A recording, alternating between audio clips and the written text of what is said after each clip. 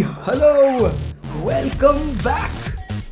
We are ready with our second session under the preparedness series, The Other Side, where we talk about people capabilities and employee engagement with the industry leaders.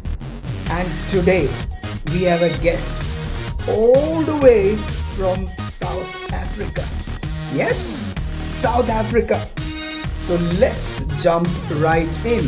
Let's hear her out and understand who she is, what does she do, what is her plan now, and what the plan is after the lockdown.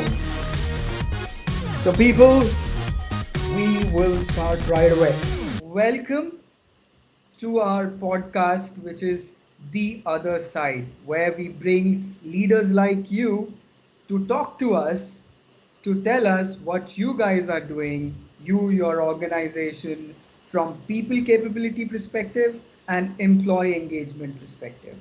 And it is so awesome to hear a perspective which is outside India. So you will be the first one who I'll be interviewing for this podcast, which is from South Africa. Yay! Woo! That's fantastic, eh? Milestones. Yeah, so I'm super excited. That is great. Yeah, so let's see. I love the color of your cup, by the way. Yeah, no, we've got to keep it bright and real. Yes. You Some don't want to motive. know the history of my cup. So who are you? Who is Teresa? I mean, I worked with you on a project, but that's it. Okay. That's it. So let me give you the lowdown. It's quite an interesting one. Born and raised in Zambia. So I'm not originally from South Africa. Ooh. Yeah, my father's a farmer. He was a farmer. And my mother just ran the farm alongside of him. So obviously when things happened in Zambia, we fled to South Africa. My father remained behind, and of course I came along. I was very young at the time. So it was a difficult upbringing. You know, money was scarce, and my mother was working 3 jobs. But we made it. We got through, and I'm one of those people that didn't have a university opportunity at the time. So I had to work extra hard and be the underdog, so to speak. You know, no higher educational qualifications from university. I decided the only way I'm going to make it is to start at the bottom and then start learning, and just keep going, you know, and climbing the channels. So it was a challenge. It would set a huge goal for myself. I was retrenched twice in my life, which is very difficult. I'm a single mother. Unfortunately, that didn't work out either very well. Oh. But you know, I strive to give my child the best I can possibly give her. So when I was retrenched, I started right back at the bottom again, and I had to just keep building the whole time. I achieved my first milestone, which was a general manager position at a educational institute within the technical services section. So that was a big accomplishment for me, coming from a background of no real degrees, etc. That only came after the fact. And I then challenged myself again and said, all right, so I'm a general manager. I've got a lot of corporate red tape. I hate thinking in a box. I want out of box. So I took the next bold move and thought, all right, let me take a new challenge. And an opportunity came up to pull a company together, pretty much spring clean it. And I thought, hell, let's do this. So, and that's really where the digital education group came from. You know, I became the temporary CEO. And within a year, I had turned it around. And just by rolling up my sleeves and really getting hands-on and being part of the team, you know, not a boss. I think boss is it's an old-fashioned word. You've got to be a team leader, a team player, you know, and drive through that while you brainstorm. So that is really, you know, and I'm not very submissive. I have to be honest. You know, if I am quite outspoken. If I believe something is right, it's right. You know, if I don't know, I will go and find out before I go and pretend I know. Super. So that is really my journey. I am now qualified. Yes, I'm a qualified life coach, NLP practitioner. That helps me help people. and businesses. And I'm qualified in innovation and technology management. So with those two together, I can embrace the HR digital transformation experiences, and fight the beasts within. So it helps, and being self-empowered and self-empowering others on the journey is phenomenal. So it's been crazy. To farm life, Yes. and now to a CEO of a company. Can you believe? Now, I'll take you back to your farm life, because for us city people, it's an exotic life, right? Right. Well, definitely not this side, eh? So how was your farm life, your childhood? Oh, Raj, it was fun, but it was challenging. You had to slaughter your own cattle, your sheep. We did a lot of wildlife hunting. Wow. Buffaloes, etc., because we would eat. That was our food. It was, if you didn't go hunting, you couldn't get food. So my father became a professional hunter, and we would go out into the bush for 3 or 4 months at a time, and we, as children, would just help, to skin the meat and to cut the meat. And I was given a good opportunity because I would see firsthand. My dad would tie up a carcass in a tree and show me how the lions or the cheetahs would actually attack it. Wow. Put a zebra carcass in a river and show me how the crocodiles would actually go for the prey. So I was very blessed, actually. I was very fortunate, and I miss it. But on the latter side, you had to make your own milk, your own cheese, your own sweets, because it was a challenge. There wasn't much around, and education was just non-existent. People had to send their kids away to boarding schools in South Africa or overseas. But the lifestyle, it was really hard. We worked off generators, no electricity. You had to pump your own water.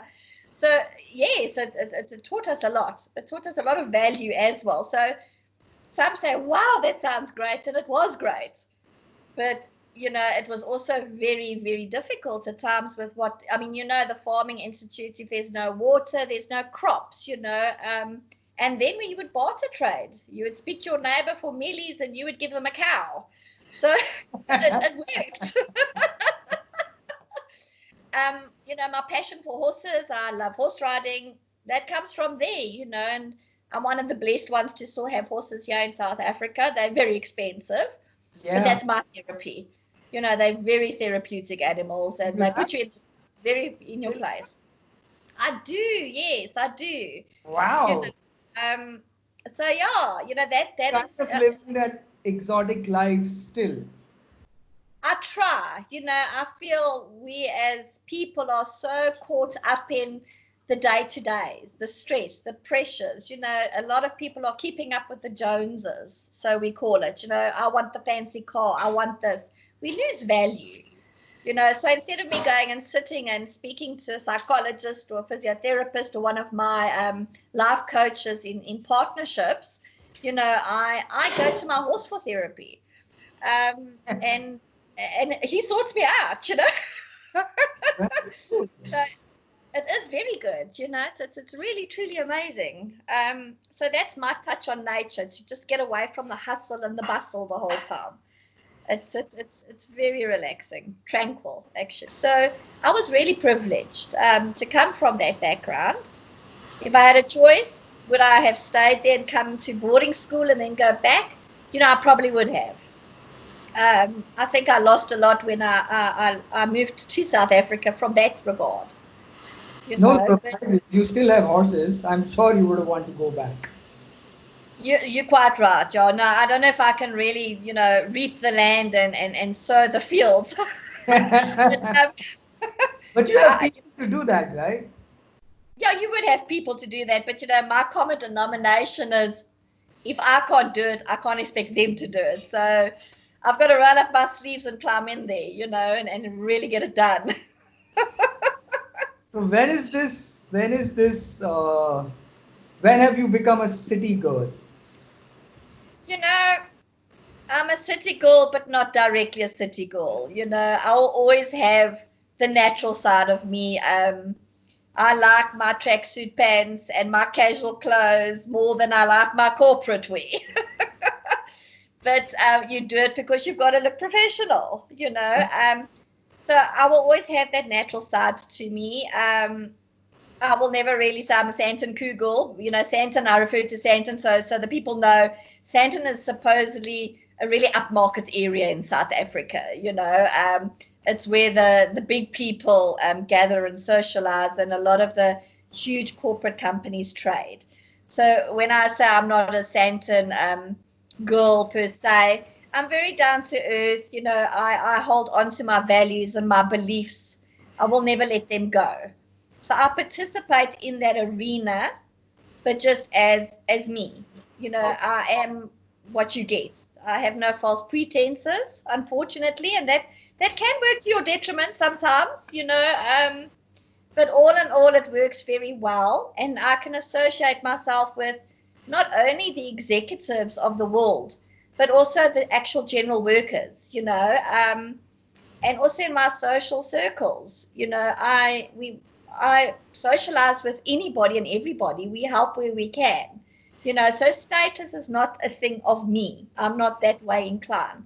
So I will always have the little farm girl inside me, and I'll always get all dirty over the weekends and enjoy my horses. And I will not lose that quality of my life. My dream would be to have a plot, you know, and to be able to have my horses and a couple of little animals on the plot, but it's not sustainable. It's not safe for starters, unfortunately, and it costs a lot of money. So I stable my horses at a yard, and it's torture. I haven't seen them for about 5 weeks because obviously with us being on lockdown, all the yards are also on lockdown. Right.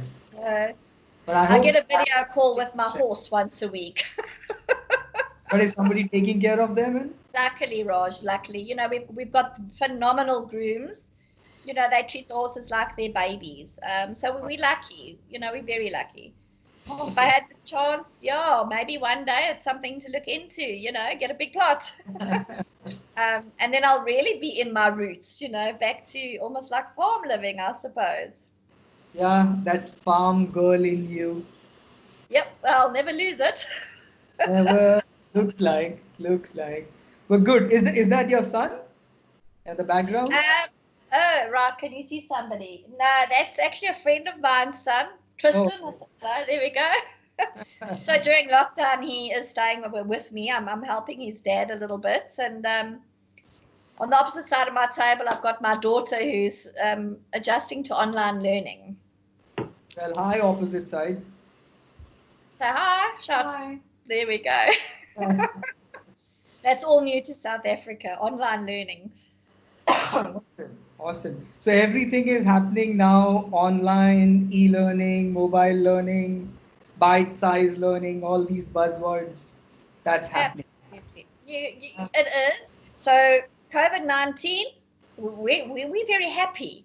Sadly, it is a pandemic, yes, but it's pulling out huge rewards.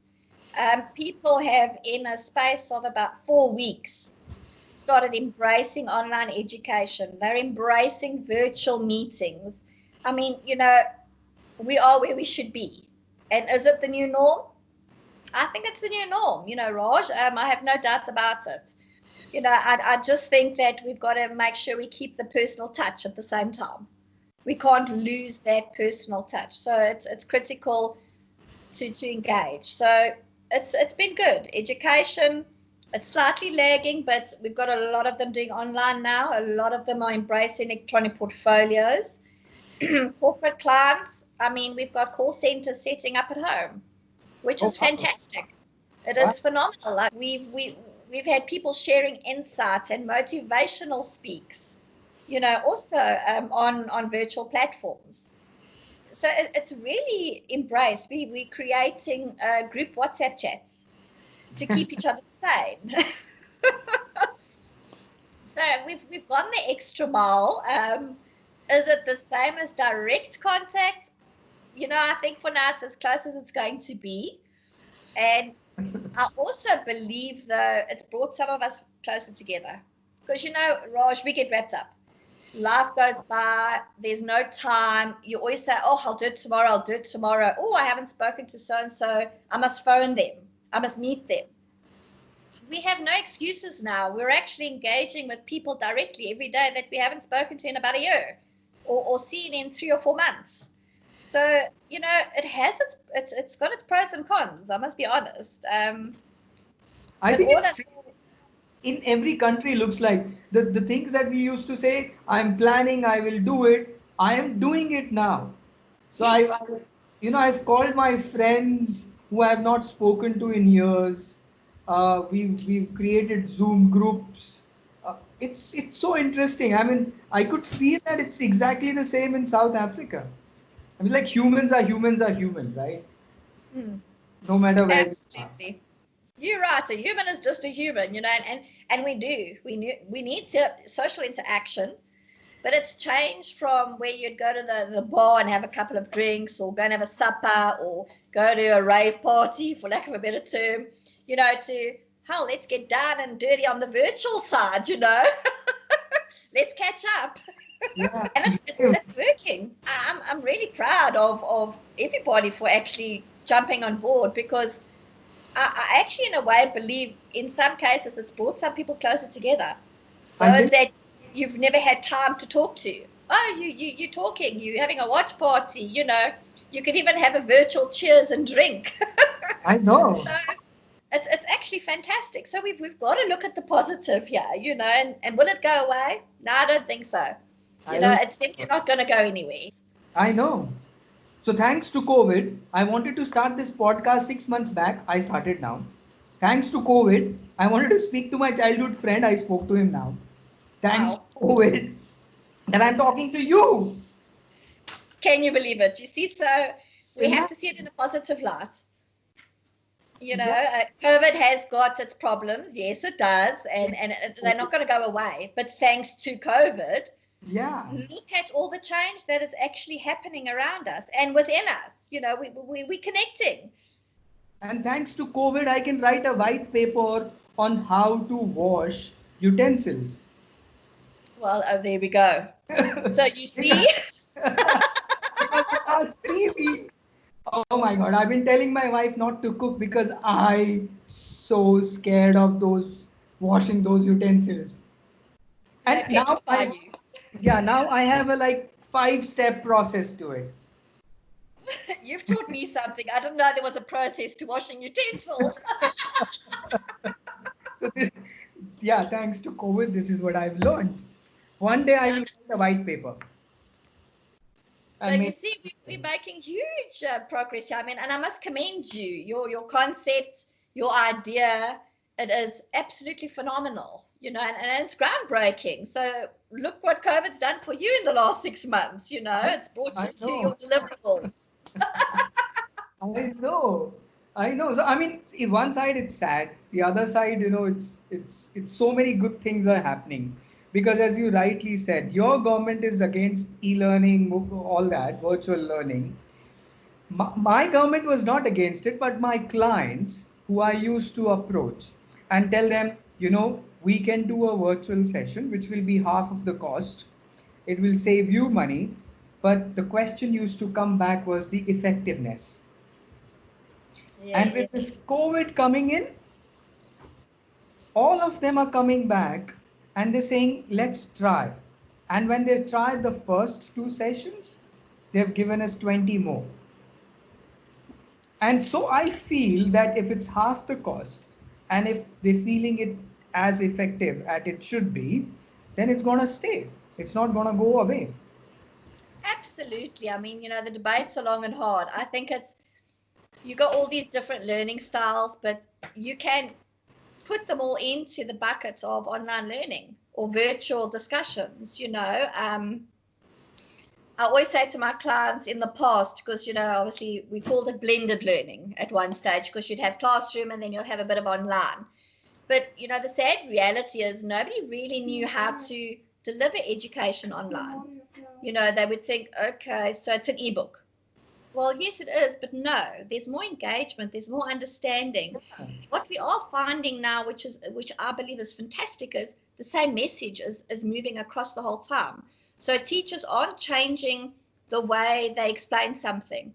They're keeping it consistent, and the kids can actually go back into the recording and watch it over and over again to actually understand it. So it's very powerful. The only hurdle we have is the latter side where the teachers, they do struggle. Some of them don't know how to use the tools. But you know what? Come on, we're all in this to win this. So, we can share the knowledge and give ideas. And let's tackle the world this way, because I do believe it's here to stay, and I think it's for the better. It is more positive. You can go back and refer back the whole time, and it saves money, Raj. It's cutting costs. And people always say, oh, you want to cut costs. I'm like, I'm not saying get rid of people. You can't. I'm saying, the people and the digital must work together. But we have to do it much smarter. And if we get that right, and I believe we are getting it right now, I really do, we can only but play it forward. It's going to become our new norm, and we will go back to the classrooms eventually, but not maybe 100%. Yeah. Business, yes, we will get in our car. We're going to go to meetings. We won't lose that personal one-on-one in direct rooms. But will it be like it was? No. We've learned. It's cost reduction. It's smarter. We're more engaged with our clients. We can converse easily on technology. And we're actually more productive. Yeah. And what's your early takes on it, barring obviously the cost cut and effectiveness and all that? I would say we're almost in the third stance of business on an online platform, and it's never been better. So we went through the total separation of lockdown to deciding, all right, shall we try this online virtual, transformation, get the feet wet, get the feelers out there, and now we're doing it. A lot of businesses are doing it. It was like I was saying to you, we've got call centers working from home in their own little space and environment. We've got the musicians embracing a way that they can actually do something. We've got teachers embracing online education and colleges taking the initial initiative to say, let's do online, guys. So some are even ahead of the Department of Education. They just decided we've got to get our kids going here. All in all, we're in a good space right now. What is going to be the next stage for businesses and for schools? I do believe we're going to continue on this. This is our new norm, Raj. The only thing that we need to ensure is we create the sustainability, and we don't forget that the human element is just as important as technology. Yep. They've got to push through together, and we need to be mindful of that and not leave anybody behind. It's critical right now for us just to do what we can do. I mean, I speak to a lot of people, Raj, on a coaching level, and the depression is real. The fears are real, especially now in South Africa. We've got a lot of people only getting half pay. Some have been told to take forced unpaid leave. Yes, you can claim from government, UIF, etc., but it takes forever to pay out. But it's also, if you look on the latter, it's forcing leaders, business leaders, to think smarter. Yep. Get the business going. Let's start turning, make use of your employees, find smarter ways to do it. And that's where we should be. And I think we're now hitting that stage. It's taken a while, but we're there now. Okay. And that is, I think we're in a very, very pivotal area right now to see, will companies find the right way forward, or will they still step on the back foot and say, sorry, unemployment, retrenchments, we can't think of a different road.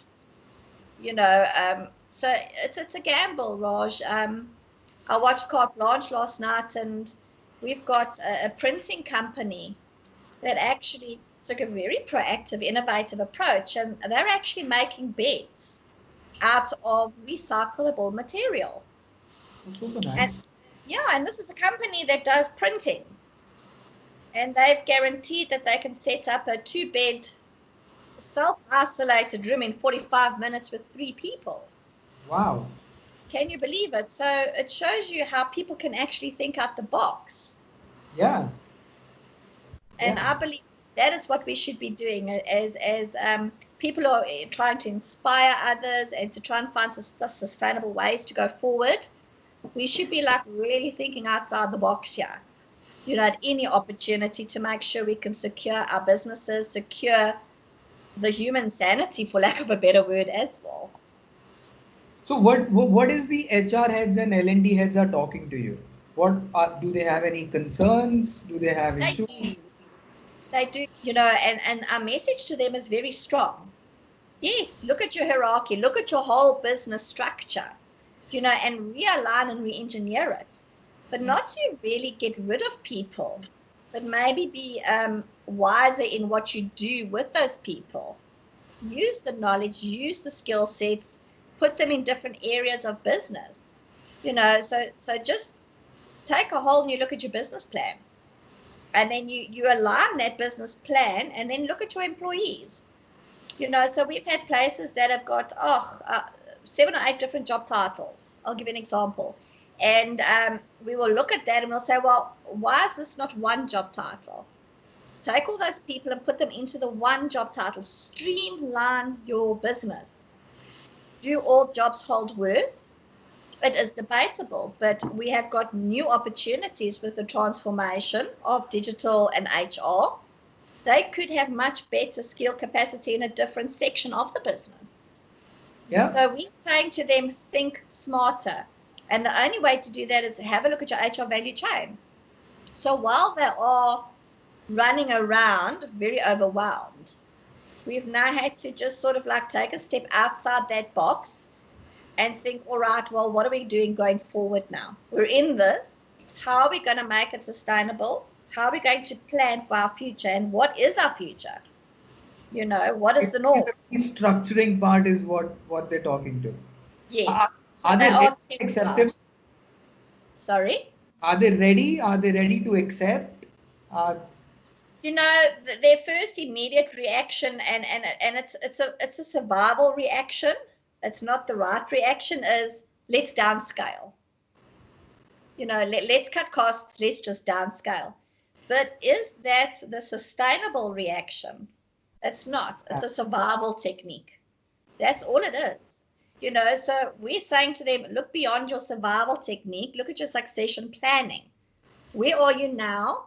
Where should you be? Where are you going? What is our new norm? And embrace that. So instead of getting rid of people, put them in better positions, streamline your business. Your immediate reaction should not just be a survival technique of getting rid of your employees. I'm so glad. It's good to hear that consultants like you who are telling them that not to throw people out. That's not the right decision. It's a knee-jerk reaction. It is not long-term reaction or a plan. So I think you're nailing the kind of right on the head by saying that restructure, streamline the business, reskill your people, and then engage positively. These are the 4 steps. Maybe is what you are proposing to your HR heads. And you're saying that are they kind of receiving end? Are they open to ideas, suggestions? They are, Raj. They are. It was a flight or fright first, and there was a lot of questions around it. But we've got to think positively, and we've got to think of a plan, because it's true. We say to them, this is the new norm. You can choose to embrace it, and by embracing it, you're going to identify your human assets and your human resources. So it's on the forefront. Cool. So Teresa, let me ask you this: are you worried about your business? Raj, at this stage, no. We've embraced technology. We've always been in the online digital space. I've always risen areas of human resources and capital versus digital transformation. So we've always been in that space.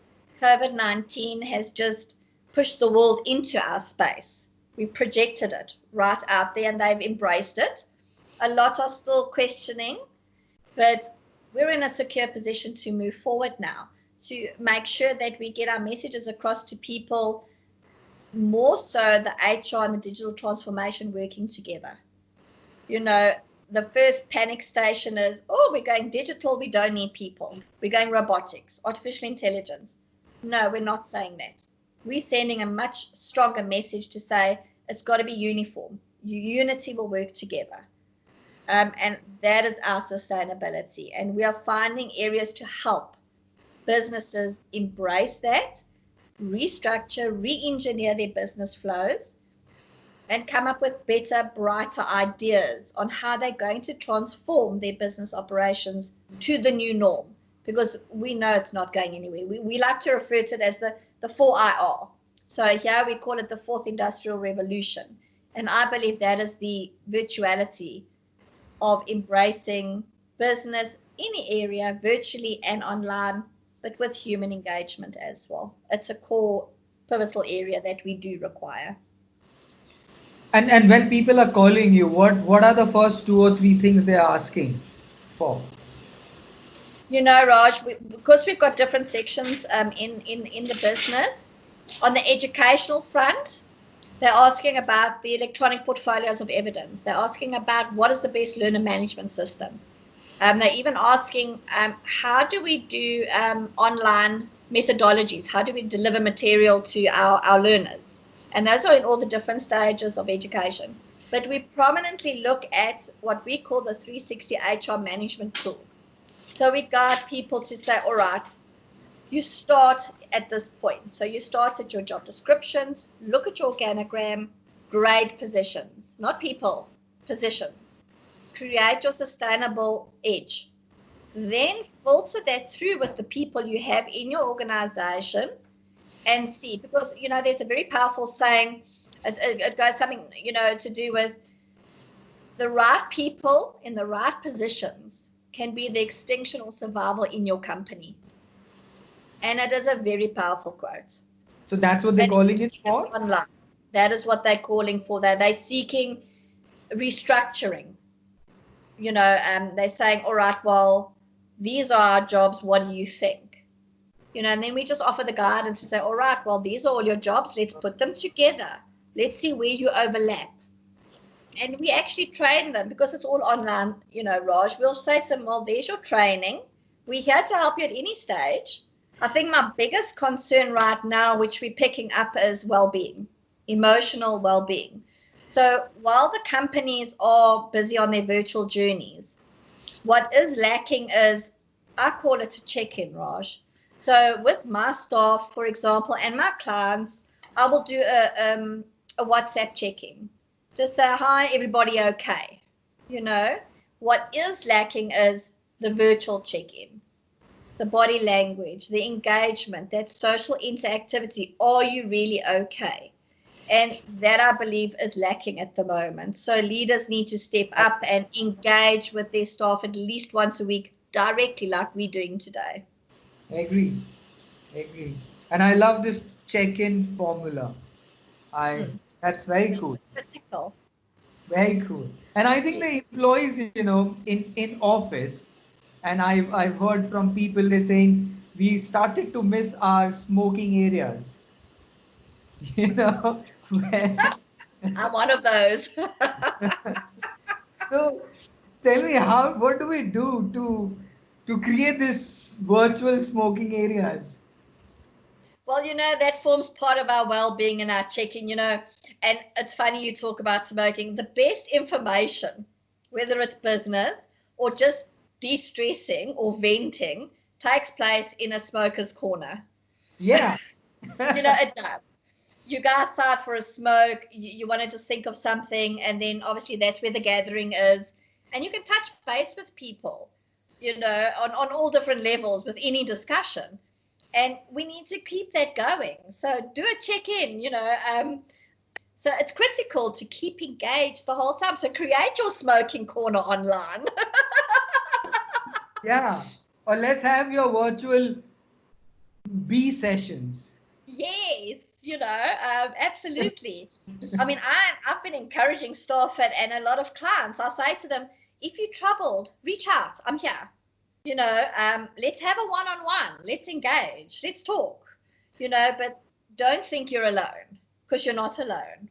And that's also why initially I was also a bad apple. And I would just check in with my staff on a WhatsApp. We've got a big WhatsApp group. I say, please check in, thumbs up, we're all okay. And I would send them a motivational little script every morning. And then, of course, an essay of things to do, because we've got to remain productive. And I thought, no, hang on a second, we're losing the personal touch. So let's engage also virtually.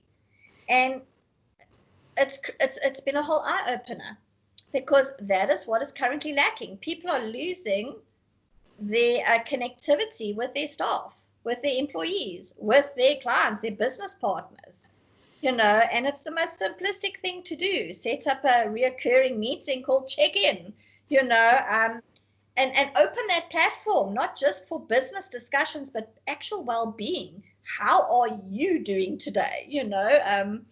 And that's what we're missing right now. And I was also one of those that lost the bus. I lost the plot on that, but I have realized just how important it really, really is. And not only they'll check in with you, like I'm checking with your daughter and your friend's son lying on the sofa. Well, there you go, so that's the thing. We catch up with the family spaces as well. I mean, you can even see they've had a bit of a row. Do a bit of like relationship counseling at the same time. But Raj, it's so important. We've got to, like you say, keep it real. This is life. This is our new norm. Let's embrace it. Stop fighting it. But let's keep in touch, social interaction. It's critical. I mean, where would we be? Would I be flying to come visit you overseas? And here we are having a wonderful, engaging discussion. And it COVID-19 to actually ignite our discussions. Absolutely. Again, thanks to, we should not be thanking too much. No, we don't want to thank the epidemic, the pandemic. We don't want to thank it. But we've got to commend it for uniting and letting us all see the possibilities of the way forward. How do we actually find the winning mix in this whole pandemic? See the light, be positive. Absolutely. Well, listen, you've given good inputs, but what I want you to give us, I'm not sure if you have so far put together a 100 days plan for you, for your organization. If not, if you have a vision or an idea of how it will be for you.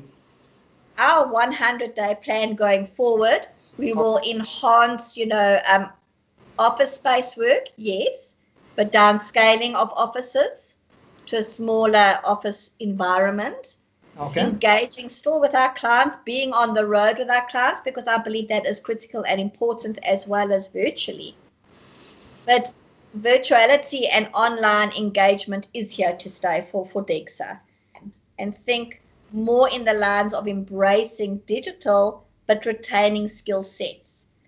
And my milestones to achieve that is, if I can get at least a 20% increase in organizations embracing the HR digital transformation, that is my goal post for 2020. Super. And it's so glad to hear that the full conversation, the focus is on human touch. I think somewhere your country girl values are still intact, right? We've got to keep them there. I believe although robotics and artificial intelligence is coming and technology is going to go boom, where are we without the human touch? Where are we without people, Raj? We know we're without people. We've got to just keep the people with the technology and embracing it. The two, they cohabit together, for lack of a better term. Yeah. I mean, you're equally pushing both sides, being digital and being human. Correct. We have to be together. It's so brilliant. So nice. It's a challenge. It is a challenge because a lot of companies think just digital, and others are not really concerned on the human touch, and some may or may not be. but I'm coming in from a very brave angle of keeping the two together. Well, I couldn't agree more with you on that, and it has to be like that, and we need more people like you to go out and to tell people that not please don't throw people out. That's the Absolutely. right way. That's not the right way.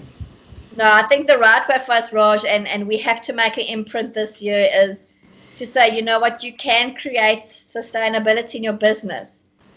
And you don't need to throw out your staff in order to do that. There are smarter ways, more innovative ways, you know, to become successful and not lose your business now or post COVID-19.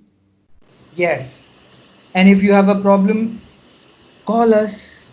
Bonus, absolutely. I mean, told so many people we will support, we will talk, we will engage. All right, all right, all right.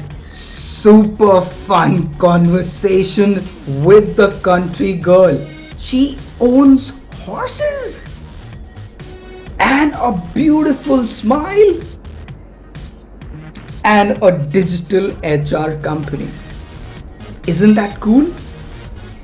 And what I really love about the conversation is the human touch. She wants to push the digital and the human touch together. Fabulous.